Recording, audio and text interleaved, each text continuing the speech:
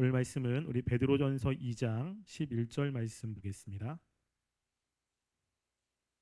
베드로전서 2장 11절입니다. 우리 함께 봉독하겠습니다. 사랑하는 자들아, 거류민과 나그네 같은 너희를 권하노니 영혼을 거슬려 싸우는 육체의 정욕을 제어하라. 아멘. 오늘 베드로 사도는 사랑하는 그의 성도들에게 편지하기를 사랑하는 자들아라고 이야기를 합니다.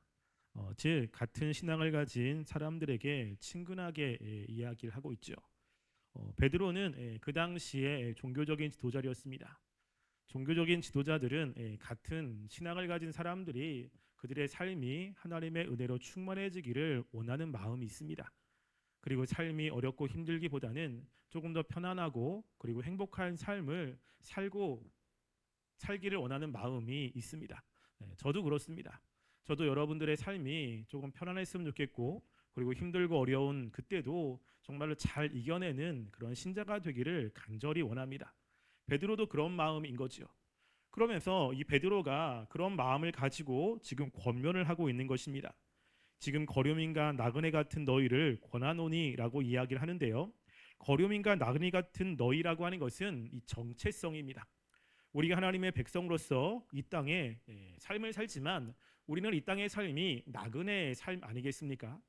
우리가 이 땅에서 살지만 하나님이 허락하신 기간 동안에만 살고 그리고 우리의 본향으로 갈 수밖에 없습니다. 그래서 지금 여기에 거류민과 나그네 같은 너희에게 이야기를 하는데 우리가 앞으로 가야 될 그 본향 그리고 이 나그네 같은 삶에서 우리가 어떠한 삶을 살아야 되는지를 지금 이야기합니다. 어떠한 삶을 살죠? 그것은 영혼을 거슬려 싸우는 육체의 정욕을 제어하라라고 이야기를 하고 있습니다. 그래서 우리가 하나님의 백성으로서 이 땅에 나그네와 같은 삶을 살고자 한다면 우리가 이 땅에서 정욕과 싸우는 삶을 살아야 됩니다. 우리가 하나님의 백성으로서 그리스도인답게 살기를 원한다면 우리는 구원의 확신을 가지고 있는 것만으로는 만족할 수가 없습니다. 나는 하나님의 백성이야. 나는 나중에 천국에 갈 거야. 이러한 확신만 가지고 삶의 기쁨이 있거나 아니면 행복하거나 그렇지 않을 때가 참 많지요. 우리가 힘들고 어려울 때 저 하늘나라가 있다는 것이 위로가 되긴 합니다. 그런데 그렇게 하늘나라가 있다라고 하는 것이 우리가 힘들고 어려운 상황 속에서 또는 암울한 상황 속에서 우리의 삶을 붙잡아주고 하나님의 은혜로 기뻐하고 이런 것들은 그렇게 많지 않은 것을 보게 됩니다. 우리가 확신을 가지고 살아가는 것은 중요하지만 실제로 우리가 하나님의 백성으로서 누리는 기쁨이나 아니면 하나님의 그 은혜의 그 풍성함을 깨닫고 하나님을 찬양하는 것은 실제로는요 여기서 얘기하는 이 육체의 정욕을 제어하는 것과 관련이 있습니다.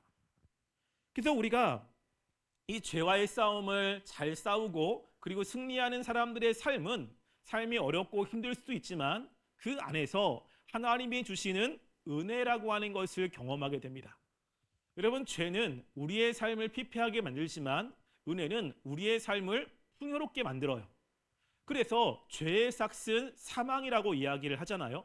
그러니까 우리가 죄를 지으면 죄는 삭을 줍니다. 그러니까 우리들에게 야 잘했다라고 하면서 삭을 주는데 그 삭은 사망이라는 것으로 준다는 겁니다. 그래서 사망이라는 것을 경험하면 우리는 삶이 힘들고 괴롭고 삶에 대한 의미가 사라지고 때로는 우울하고 이런 감정들을 느끼게 되고 그리고 삶이 힘들어질 수밖에 없는 거죠. 그런데 우리가 하나님의 은혜를 경험하면 은혜의 그 값은 무엇이죠? 영생이라고 하는 겁니다. 여러분, 영생이라는 것은 영원한 삶을 의미하지 않습니다. 영생은 영원한 삶을 의미하는 거라면 여러분 우리가 지옥에서도 영원한 삶을 살잖아요. 그러니까 천국에서만 영원한 삶이 아니라 지옥에서도 영원한 삶을 삽니다. 그러니까 죄를 져도 우리는 영생을 얻게 되는 거죠. 그러니까 성경에서 이야기하는 영생은요 영원한 삶을 이야기하는 것이 아니라 그 영원한 삶의 질을 이야기하는 거예요. 어떠한 질로 사느냐라는 것입니다. 그래서 하나님의 은혜가 있는 사람들은 하나님께서 주시는 이 영생의 삶을 살아가게 돼요. 그래서 삶의 풍요로움도 있고 삶의 기쁨도 있고 삶의 만족도 있고 삶의 보람도 있고 그러면서 삶 자체를 기뻐하며 즐거워하는 삶을 살게 되는 겁니다. 여러분 천국이 그런 삶 아니겠습니까? 여러분 천국과 지옥에 다른 것이 여러 가지가 있지만 그 중에 하나는요. 천국에서 살아가는 삶은 늘 기뻐요. 그 성경에서 보면 천국에서 살아가는 삶의 그 특징 중에 하나가 찬양의 삶이잖아요. 그러니까 늘 기쁘며 찬양을 합니다. 여러분 우리도 때로는 기쁠 때 흥얼흥얼 거리잖아요. 그러니까 나도 모르게 흥얼거리는 거예요. 그것처럼 마음의 기쁨은 그런 것처럼 천국에서는 하나님의 은혜가 너무나 크고 그 하나님의 은혜로 삶이 기쁘기 때문에 늘 즐거워하는 삶을 삽니다. 여러분 그런데 지옥의 삶의 특징은 성경에서는 뭐냐면요. 슬퍼하며 이를 갈미 있음이라는 것이 지옥의 삶이에요. 그러니까 지옥은 그 삶이 힘들 뿐만이 아니라 이를 갈 정도로 후회스러운 삶입니다. 그래서 지옥에 가면 그 지옥에 유행어가 있다고 생각해요. 진짜 있는 건 아니고요. 그러니까 지옥의 삶을 살면서 그곳에는 이게 유행일 거야 라고 믿음의 선배들이 이야기를 했습니다. 여러분 그게 뭐냐면요. 껄이라고 하는 거예요. 야 내가 살았을 때 예수님을 믿을 걸. 내가 살았을 때 사람들이 전도했을 때 정말 교회 갈 걸. 그렇게 사람들이 정말 예수님 믿으라고 와가지고 나를 이렇게 끌 때 그렇게 갈 걸. 후회의 삶을 산다는 거죠.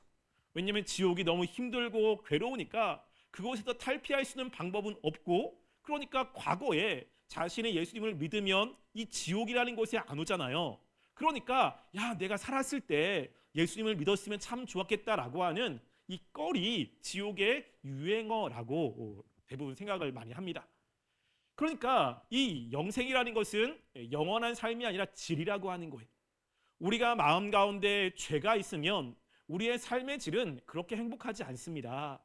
그런데 우리 마음 가운데 이 하나님의 은혜가 있으면 삶의 질은 굉장히 풍요로운 거죠. 그래서 지금 사도 베드로가 이야기를 하는 거예요. 우리가 이 땅의 삶을 사는데 어렵고 힘든 일이 많이 있지만 그럼에도 불구하고 우리 하나님의 백성으로서 이 세상에 하나님의 은혜로 기쁘게 살려 한다면 우리는 영혼을 거슬려 싸우는 육체의 정욕을 제어하는 삶을 살아야 된다는 것입니다. 이게 우리가 이 땅에서 행복한 삶을 살게 된다는 거죠. 그러니까 무엇이냐면 끊임없이 우리 마음속에 나오는 죄와의 싸움을 싸워야 된다는 것입니다. 그러면 우리가 어떻게 이 죄와의 싸움을 싸울 수 있을까라는 것이죠.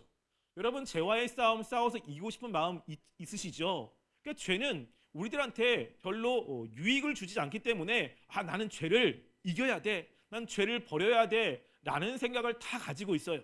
그런데 그게 잘 안 되는 게 문제죠. 그래서 우리가 어떻게 죄와의 싸움을 싸울 수 있을지에 관해서 두 가지 정도를 이야기를 할 겁니다. 첫 번째는 뭐냐면요. 여러분 죄와의 싸움을 싸우려면 먼저 죄에 대한 적개심이 있어야 돼요. 이게 여러분 적개심이 없으면 싸울 수가 없죠. 여러분 우리가 6.25 당시에 북한과 이렇게 싸움을 하지 않습니까? 그런데 북한과 38선이 있는 곳에는 갑자기 하루아침에 38선이 생기고 그리고 같은 친척이고 했는데 싸워야 되는 겁니다. 그리고 그 적군을 잘 모르는 사람들은 이렇게 전쟁을 할 때 적개감이 별로 없어요. 그래가지고 설설 싸웁니다. 여러분 그러다가 죽기 살기로 싸우는 시점이 있어요. 그러면 언제 죽기 살기로 싸운지 아십니까? 이때. 그러니까 그 6.25를 이제 경험했던 사람들의 이야기인 거예요. 그러니까 전쟁을 하니까 나라를 지켜야 되긴 하는데 그런데 무섭기도 하고 그리고 싸움도 안 하고 싶고 근데 한순간에 눈이 뒤집힌대요. 그게 언제냐면 내 친구가 죽을 때. 그러니까 포탄이 떨어져가지고 총알이 내가 친하게 지낸 사람이 옆에서 죽는 거 보는 거예요. 그러면 눈이 뒤집힌대요. 그 다음부터는 그 사람이 이제 적으로 생각이 되어가지고 죽기 살기로 싸운다고 합니다. 여러분 우리와 죄와의 싸움을 싸우려면 적개심이 있어야 돼요. 적개심이. 근데 적개심이 없으면 죄와의 싸움을 싸울 수가 없어요. 친구 같고 친근하고 그리고 가까이 하고 싶고 근데 누가 싸우겠습니까? 여러분 근데 적개심을 가지려면 중요한 것은요. 죄의 정체성을 명확하게 인식해야 돼요. 여러분 죄의 정체성은 우리들을 피폐하게 만드는 거잖아요. 우리를 행복하게 만드는 것이 아닙니다. 그러니까 죄의 정체성을 명확하게 알지 못하면 적개심이 없어요. 적개심이. 그럼 제가 어제 저희 집사람하고 사랑이하고 치유의 숲에 이렇게 갔어요.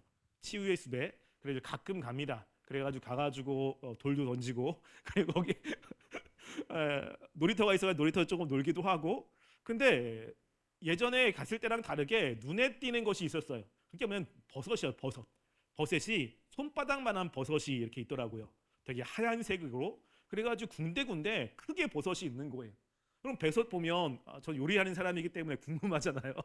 가가지고 이제 이렇게 뭐지 이러는 거예요.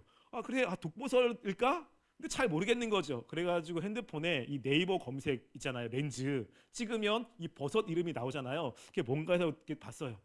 거기 보니까 독버섯 이라고 나온 거죠. 그 다음부터 이제 싫은 거야.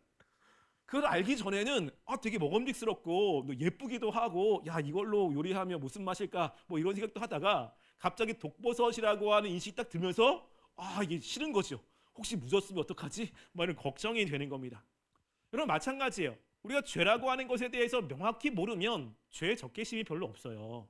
그런데 죄의 정체성에 대해서 명확하게 알면 적개심이 생기는 겁니다. 나한테 도움이 되지 않아. 그리고 나를 해하게 만드는 것, 이런 것들에 대한 분명한 인식이 있으면 죄를 미워하게 된다는 거예요. 여러분, 그래서 늘 이야기하지만 죄가 들어왔을 때 가장 먼저 공격하는 것이 뭐냐면 이 지성이에요, 지성. 그 죄를 죄로 여기지 못하게 만들게 하는 겁니다. 그래서 죄를 죄로 느끼게 만들고, 그리고 죄에 대한 적개심을 가지고 있으면 이 죄랑 싸우기 때문에 그렇지 못하게 만드는 거예요. 이게. 그래서 여러분, 이 성숙한 그리스도인과 그렇지 못한 그리스도인들의 차이 중에 하나가 뭐냐면요, 성숙한 그리스도인들은 지금 요 일들이 앞으로 나에게 어떠한 영향을 주는지에 대해서 명확하게 압니다. 그래서 어떠한 증상을 보면 그 증상의 배후가 뭔지를 인식하는 거죠. 내가 힘들다, 내 삶이 지금 피폐하다, 마음이 우울하다 라고 했을 때 그냥 일반적인 사람들은 저 사람 때문에 그래 어떤 문제 때문에 그래 라고 이야기를 하는 거예요. 그런데 실제로 우리 마음 가운데 그렇게 힘들고 괴롭게 느끼는 것은 물론 그 사람 때문일 수도 있습니다. 그런데 우리 마음에 죄성이 있기 때문에 그래요. 그래서 어떤 일을 봤을 때 성숙한 사람들은 그것의 원인이 무엇인지를 명확하게 압니다. 여러분들이 뭐 작업을 많이 하거나 그럴 때 어깨가 아플 때가 있잖아요. 제가 예전에 이제 카이로프락틱을 1년 정도 배운 적이 있어요. 병원에 가서 이제 뼈도 맞추고, 카이로프락틱 처음 듣는 분 계십니까? 뼈를 맞추는 거야, 뼈를. 그러니까 미국에 가면 가장 먼저 교통사고나 뭐 나면 카이로프락틱 있는 사람 의사가 가가지고 뼈를 다 맞추고 그 다음에 양방이든 한방이든 보내거든요. 그래서 저도 이제 카이로프락틱을 배웠어요. 뭐 어깨도 아프고 뭐 근육 풀고 그래가지고 이제 배우는데, 그 배우면서 제가 느낀 것 중에 하나가 뭐냐면요, 저는 오른쪽 어깨가 많이 아프거든요. 그러니까 오른쪽 어깨가 아프면 우리 어딜 자꾸만 때리냐면 오른쪽을 자꾸만 때려요. 이렇게 막 풀어주잖아요. 그렇죠? 그런데 이게 맞을 수도 있는데 제가 느낀 건 뭐냐면 오른쪽이 아프면요, 원인은 왼쪽에 있어요. 왼쪽에 근육이 뭉쳤기 때문에, 근육이 뭉치니까 그 근육 때문에 뼈들이 그쪽으로 움직이는 거예요. 그러니까 이쪽으로 뭉치니까 반대에 있는 이쪽 근육이 늘어나기 시작합니다. 이쪽이 틀어지기 시작하는 거예요. 그러면 이쪽에 통증을 느끼기 시작합니다. 그래서 우측에 문제가 생기면 좌측을 풀어주고요, 하체에 문제가 생기면 상체를 풀어줘요. 이게 되게 신기하더라고요. 왜 그런지 몰랐는데 제가 이제 거기 가서 엑스레이 판독도 배우고 그리고 근육도 이렇게 배우면서 이게 너무 신기한 거예요. 그 다음부터 우리 집사람이나 우리 사랑이도 아프다 그러면 제가 이제 풀어주거든요. 여기 아파 그러면 반대를 풀어줍니다. 그럼 거의 괜찮아요. 그는 이렇게 정말로 탁월한 사람들은 보면 원인이 무엇인지를 알게 되죠. 그래서 신령한 사람들은 이 죄에 대한 감각이 뛰어납니다. 이것이 죄에 대한 원인인지 아닌지 명확하게 알게 되는 거죠. 그래서 신령한 사람들은 환상이나 방언 이런 것들을 많이 하는 사람들이 아니라 실제로 이 죄에 대해서 두루뭉실하지 않고 명확하게 아는 사람이에요. 무엇이 죄인지, 그리고 죄가 나에게 어떤 영향을 끼치는지를 명확하게 아는 사람들입니다. 근데 신령하지 못하면 죄에 대해서 되게 두루뭉실해요. 그냥 죄에 대해서 안 좋다만 알지 그게 내 삶에 어떤 영향을 끼치는지를 전혀 알 수가 없습니다. 여러분, 죄가 들어오면 늘 이야기했지만 어떤 일이 벌어지냐면요, 우리 마음의 질서를 깨트려요. 이게 되게 힘들거든요. 여러분, 우리 세상의 아름다움은 질서가 명확하게 있어야 아름답게 됩니다. 여러분, 그래서 이 여정 화장하잖아요. 여러분, 코스모스 우주 이거잖아요. 근데 여러분이 화장하는 게 이게 어떤 의미인 줄 아세요? 이게 예전에 어떤 목사님이 그런 일을 하더라고요. 여자들이 화장하는 것은 얼굴에 질서를 잡는 거라고. 화장으로 질서를 잡는 거예요. 그래서 예쁘려면 이 좌우와 들어갈 땐 들어가고 나올 땐 나와야 이쁘잖아요. 근데 이제 질서가 조금 깨진 거예요. 그러니까 화장술로 질서를 잡아주는 겁니다. 들어간 데를 들어가게 하고 나온 것들을 이렇게 표시하고, 그러면서 이게 질서를 잡아주면 예쁘지요. 이게 그래서 질서를 잡으면 예뻐지는 거예요. 그러니까 이 세상의 자연도 질서 있게 움직이면 아름답고요. 이 세상의 사람과의 관계도 질서가 잘 잡히면 문제가 없습니다. 근데 뭔 때 문제가 생기죠? 질서가 깨지면 문제가 생기는 거예요. 가정에서 부모님은 아버지는 아버지의 역할, 어머니는 어머니의 역할, 자녀는 자녀의 역할을 잘하면 그 가정에 문제가 없습니다. 근데 아버지가 아버지 역할을 못해요. 부모님이 부모님 역할을 못합니다. 자녀가 자꾸만 월권을 행세가지고 자녀가 자꾸 부모님한테 기어올라요. 여러분, 그 순간부터 그 가정은 깨지기 시작하는 거죠. 우리는 내면도 마찬가지입니다. 내면도 그 생각과 감정과 의지의 질서가 잘 잡히면 우리는 그렇게 힘들지 않습니다. 그래서 생각이 이것이 옳은 것인지 그른 것인지를 잘 판단해서, 감정이 옳은 것을 좋아하고 그리고 그른 것을 싫어하고, 의지가 옳은 것들을 행하면 그렇게 후회하는 삶이 별로 없어요. 여러분, 근데 왜 후회하냐면 이게 내가 틀린 건데 자꾸만 그걸 하는 거죠. 그러니까 그 순간에는 너무 좋습니다. 죄를 짓고 그리고 잘못된 것을 했을 때 기분이 좋지만, 이제 그 모든 것들이 다 끝난 다음에 후회가 되게 많이 찾아오잖아요. 후회가. 그러니까 이 마음의 질서가 깨지면 그때부터 삶은 피폐해지기 시작하는 거예요.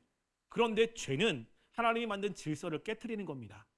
그래서 아담과 하와에게도 원래 아담과 하와가 하나님을 섬겨야 되는데 하나님을 반역하게 만들고, 그리고 남자와 여자가 서로 사랑하며 지내야 되는데 갑자기 상대방 탓을 하게 만들고, 그러면서 질서를 깨트리면 이제 피폐하기 시작한 거예요.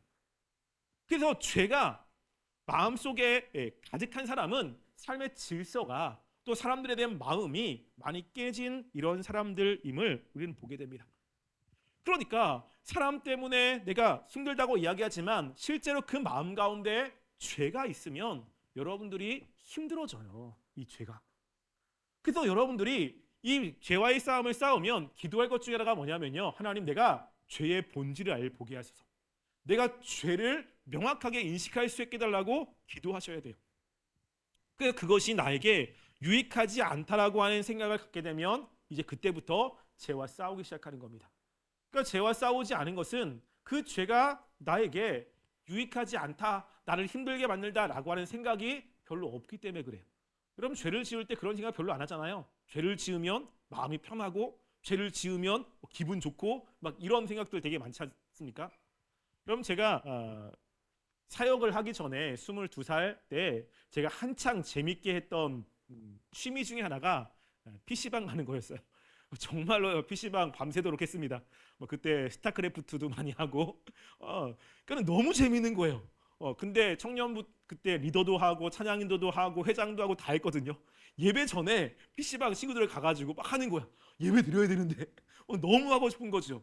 여러분, 그래가지고 늦기도 하고, 그러면 나중에 후회도 하고. 근데 그 순간에는 그 게임을 하면 너무 재밌을 것 같은 거예요. 너무 즐겁죠. 친구들 막 가가지고 하면. 근데 그러고 나서 교회에 와가지고 내가 해야 될 것을 하지 못하고 사람들이 뭐라고 욕 들으면 기분 나쁜 거예요. 그러면서 생각하는 거죠. 아, 내가 왜 그랬을까? 막, 그렇죠. 그러니까 그것이 분명히 나에게 나쁜 건데 그 순간에는 그런 생각이 들지 않습니다. 그런데 신령한 사람들은 그것이 죄인지, 그리고 그것이 나의 삶을 힘들게 만드는지에 대한 인식이 되는 겁니다. 그러니까 여러분들이 이 죄에 대한 적개심을 갖기 위해서 기도를 많이 하셔야 돼요. 두 번째는 뭐냐면요, 자, 죄를 이기기 위해서는 죄를 이기는 방법에 대해서 좀 친숙하셔야 돼.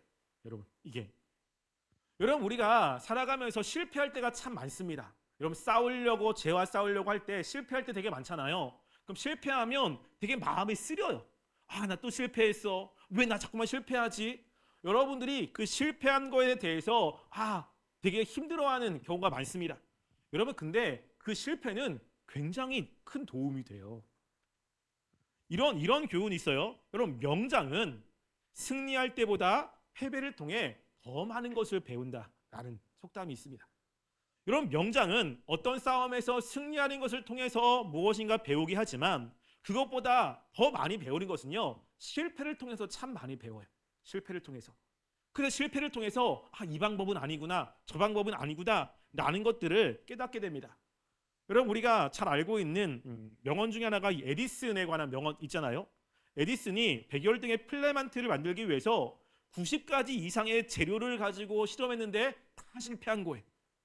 그러니까 조수는 그 실패한 걸 보고서 낙심이 되는 거죠. 야, 우리 또 실패했다.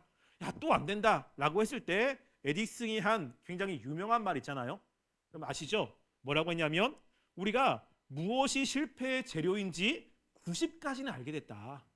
그럼 나머지를 가지고 할 수 있는 거예요. 생각의 전환이죠. 여러분 신앙생활 할 때 미끄러질 수 있습니다. 실패할 수도 있어요. 넘어질 수 있습니다. 그 넘어지는 속도나 기간이나 이런 것들은 사람마다 다 다릅니다. 근데 넘어질 때 이렇게 되게 힘들고 괴롭진 하지요. 여러분 근데 문제는 뭐냐면요, 미끄러졌기 때문에 문제인 건 아니에요. 이거 다시 일어나면 됩니다. 넘어졌다가 다시 일어나면 됩니다. 여러분 근데 죄와 싸울 때 중요한 것은 뭐냐면요, 미끄러졌을 때 내가 왜 미끄러졌는지를 알아야 돼요.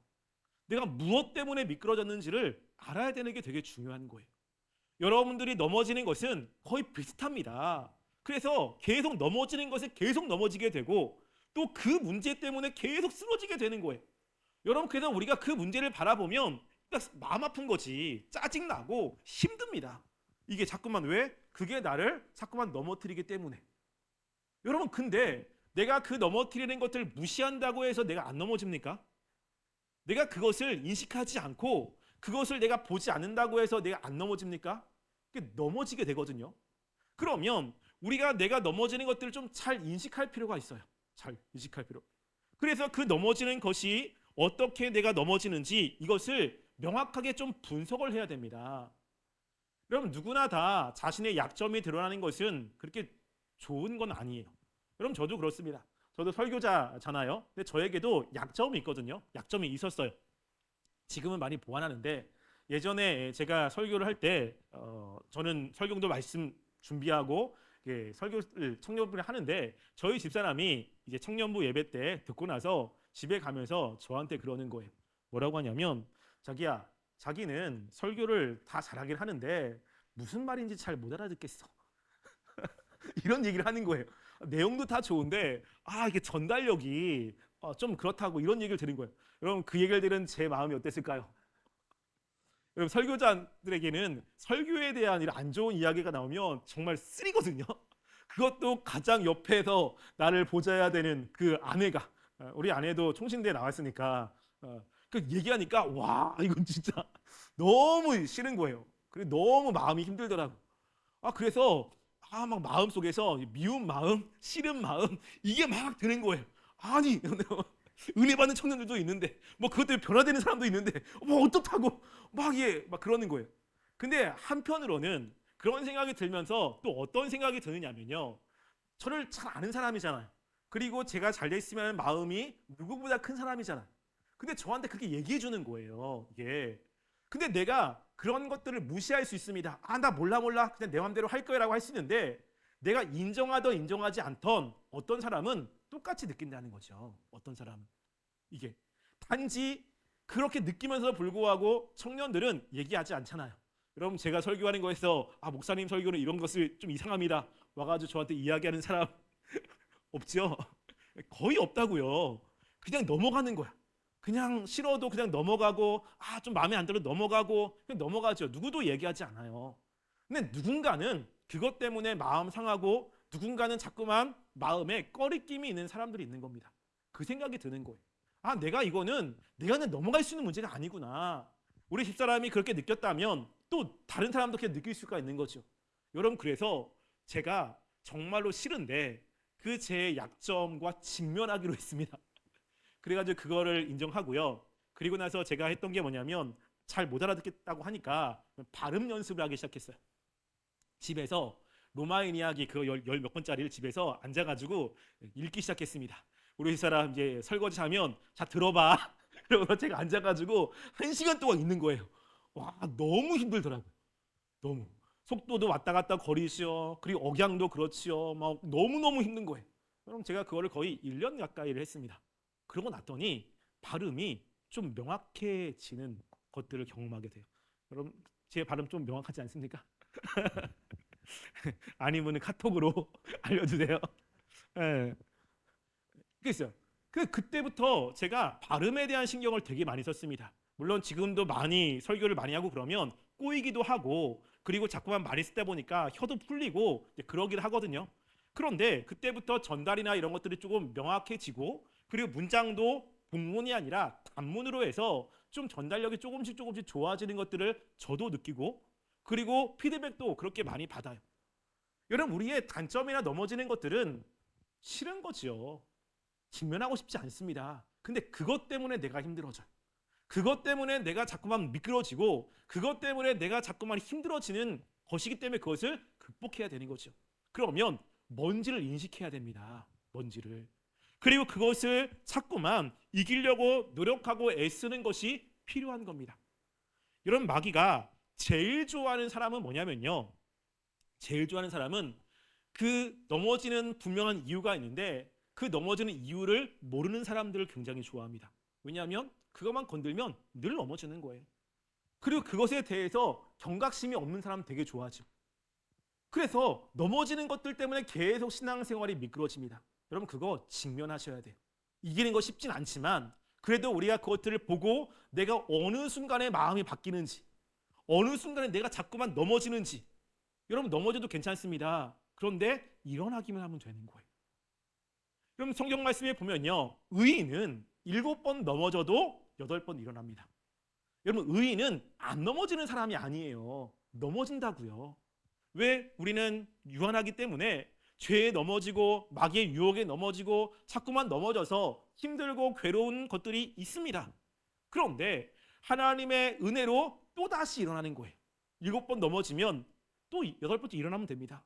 내가 1000번 넘어지면 1001번째 일어나면 되는 거예요. 그래서 일어나면 나는 그것을 극복할 수 있는 겁니다. 그러면서 어디에서 넘어졌는지, 왜 넘어졌는지를 좀 이렇게 정립을 할 필요가 있어요. 그러면 그것을 이길 수가 있습니다. 저도 마찬가지예요. 여러분, 사역을 하거나 그럴 때 마귀가 공격해오는 루트가 있거든요. 여러분, 마귀가 저를 공격하는 가장 큰 루트는 누구냐면 우리 집사람입니다. 예전에 제가 한번 이야기를 했죠. 우리 집사람을 통해서 공격을 진짜 많이 해요. 네. 왜냐하면 청년들은 제가 양육하기 때문에 웬만해서 마음을 풀지 않습니다. 그리고 청년들은 힘들어도 집에 가가지고 고민하고 기도하고 그러면 다음에 볼 때는 이 미운 마음이 좀 사라지긴 합니다. 여러분, 근데 집에서 우리 집사람은 매일 봐야 되는 거예요. 사모는 뭘 하든 계속 얘기해야 되는 거죠. 그러니까 자꾸만 나를 힘들게 만들어요. 그래서 어떤 일을 하거나 은혜를 끼치거나 아니면 뭘 준비할 때 저를 굉장히 힘들게 만드는 루트가 우리 집사람입니다. 그래서 어떤 순간에 막 뭘 공격한다 그러면 저는 그때부터 긴장하기 시작하는 거예요. 아, 지금 공격이 지금 들어오는구나. 지금 나한테 지금 뭔가 하는구나 라는 생각을 합니다. 그리고 우리 집사람한테 얘기해요. 지금 공격을 받고 있어. 그러면 우리 집사람도 인식해요. 왜냐하면 제가 굉장히 많이 이야기했거든요. 네. 그래서 그걸 되게 조심하는 거예요. 또 제가 약한 부분이 있습니다. 또 그거를 되게 조심을 많이 해요. 물론 넘어지긴 하죠. 그런데 또 그것을 이기려고 되게 노력을 많이 합니다. 여러분, 우리가 죄에서 이겨야 우리의 마음이 평안하고 하나님의 영생을 얻을 수가 있어요. 그렇기 때문에 이 죄가 우리한테 와서 우리를 넘어뜨릴 때, 여러분, 실패할 때 실패했어, 또 넘어졌어, 이것만이 아니라 내가 왜 실패했는지를 좀 직시해 보세요. 내가 무엇에 약한지를 직시해 보세요. 그것을 무시한다고 무시해지는 게 아닙니다. 왜냐하면 그것 때문에 자꾸 넘어지잖아요. 그러면 내 약점을 명확하게 인식하고 또 그 약점이 무엇인지를 인식하면서 어떻게 오는지도 생각한다면 여러분들 죄를 이길 수가 있어요. 그래서 모든 사람은 다 약점이 있기 때문에 그 약점을 보완하기 시작하는 겁니다. 그래서 죄를 짓는 환경을 멀리하기도 하고 또 그 환경에 처했으면 긴장을 하는 거죠. 긴장. 그래서 넘어지지 않도록 애를 쓰는 겁니다. 그러면서 이기게 되는 거예요. 여러분, 우리는 하나님의 백성으로서 하나님이 우리에게 주시는 그 구원의 기쁨들이 있습니다. 하나님이 우리들에게 그것을 주시려고 그러는 거예요. 그런데 우리 안에 있는 죄가 그것들을 누리지 못하게 만듭니다. 그래서 우리가 그것들을 누리려면 이 마음속에 있는 죄를 이겨야 되는 거예요. 그래서 이기기 위해서 첫 번째, 오늘 얘기한 하나, 적개심이 있어야 됩니다. 그래서 하나님, 내가 자꾸만 넘어지는 죄에 대한 적개심, 사람에 대한 적개심 말고요, 힘들게 만드는 상황에 대한 적개심 말고요, 내 안에서 그런 상황 속에 있을 때 부정적인 생각을 하거나 원망을 하거나 짜증나게 만드는 이 마음의 힘들이 분명히 있습니다. 그 사람에 대해서 자꾸만 미워하지 않으려고 하는데 자꾸만 생각을 잡으려고 하고 생각을 나게 하고 그리고 하는 내 안에 강력한 힘들이 있어요. 여러분, 그것을 미워해야 됩니다. 그리고 또 내가 자꾸만 넘어지는 그것이 어떤 것을 깨닫고 그것을 자꾸만 보완하려고 노력하는 삶을 산다면 우리는 죄와의 싸움을 싸워서 이길 수 있습니다. 그래서 여러분들이 기도할 때 하나님, 내가 죄에 대한 적개심을 갖게 해달라고 기도하시고요. 그리고 내가 넘어지는 그 죄가 어떤 것인지를 명확히 알게 해달라고, 그리고 그것을 극복할 수 있는 방법을 깨닫게 해달라고 기도하시면 하나님이 알려주실 겁니다. 그래서 여러분들이 이 죄와의 싸움을 싸워서 하나님이 주시는 그 영생의 기쁨을 누리며 살아가는 우리 청년부 되기를 간절히 소원합니다.